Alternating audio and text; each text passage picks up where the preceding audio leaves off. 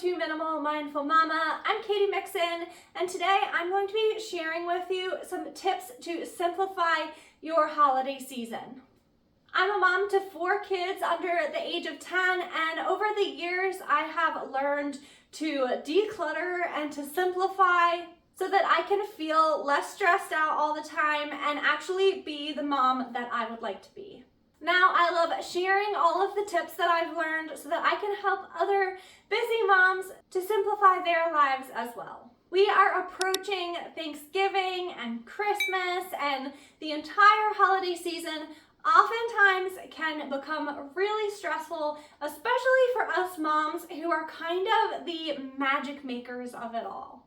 Many times the brunt of the load of creating this magical holiday season falls on our shoulders, and while it can be so fun and enjoyable, sometimes it can also cause us a lot of stress.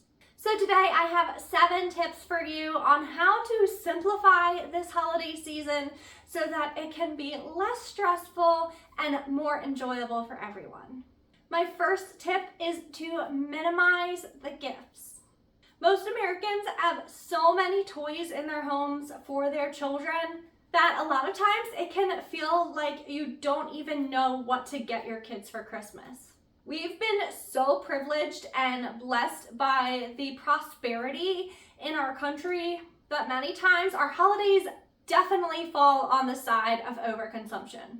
Sometimes as moms, it can even be overwhelming to think about the influx of new toys that are going to be coming into our homes. If this is you, I have several tips. So the first is to declutter now before the holiday season. Go through your kids' toys, get rid of anything that is broken, anything that is outgrown or that they're too old for. This can really help to create a fresh slate for those things that might be coming into your home over the holiday. But also, it is totally okay to minimize the amount of things that will be coming in.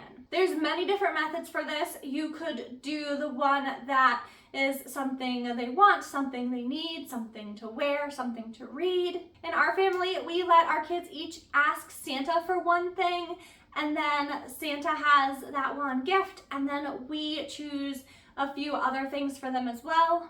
You can choose to lean more into the experience type gifts or consumable type gifts rather than just the toys that are going to fill up your space. Or maybe you'll choose to forgo the physical gifts altogether and talk about in advance how instead of doing toy presents this year, our family is going to go on a trip for Christmas. There's many different approaches to this, and you have to decide what will work best for your family and the ages of your children. Maybe you'll do a gift exchange where everyone pulls a name from a hat, but there are a lot of different ways that you can approach this to try to set some boundaries and create some guidelines around the amount of things that will be coming into your home. Don't feel like you are depriving your children by not providing them with a huge pile of gifts on Christmas morning. Honestly, having just a few things will help them to value and be able to play with the things that they're getting that much more. So if you are feeling overwhelmed by that influx of gifts and toys that you're afraid is coming soon, I want to encourage you that you can absolutely do things differently this year. Try something new, see how it works for your family, and minimize the things that will be coming into your home. My second tip is that it is okay to prioritize experiences and to say no. So around the holiday season, oftentimes there are lots of things that fill up our schedule and our calendars. And these are all good things. They are all fun Christmas activities, but you don't have to say yes to all of them.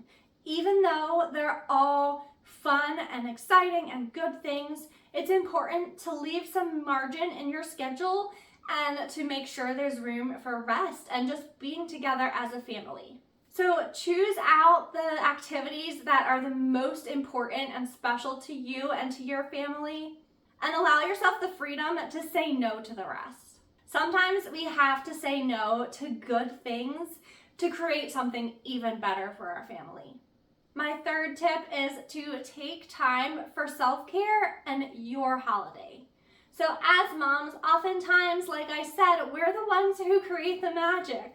We plan the activities, we decorate. Not that dads can't do this too, but a lot of moms, I think, feel overwhelmed by the burden of trying to make the holiday magical for everyone. So I want to encourage you to take time and think about what makes Christmas feel like Christmas to you. You don't have to spend your entire holiday season rushing around and making it magical for everyone else without doing the things that are important to you.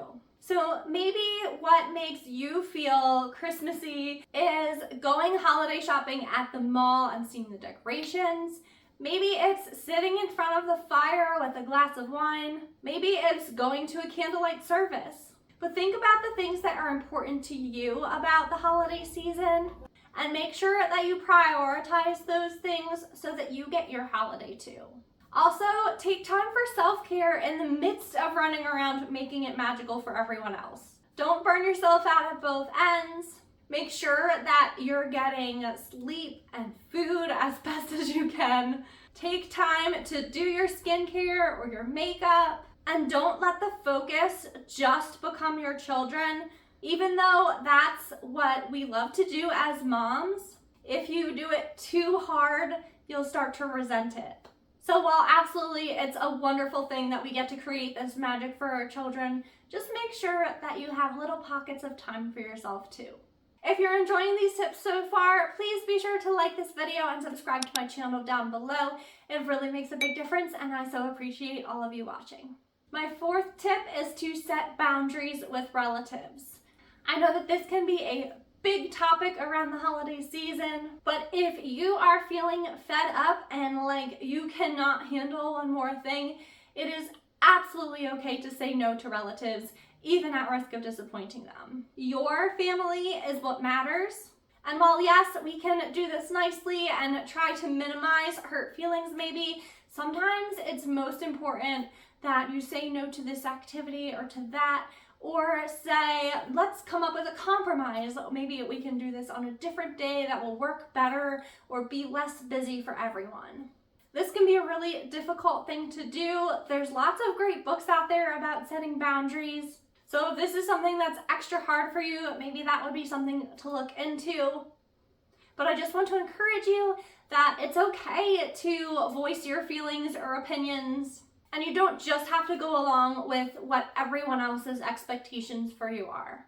My fifth tip is to think outside the box. This Christmas doesn't have to look exactly like every other Christmas in the past. If there are things that were stressful or that didn't work well last year, you are absolutely allowed to make adjustments and try to create a better holiday for everyone. Maybe your kids are teenagers and don't need toys or those kind of gifts, and maybe what your family really needs is a getaway.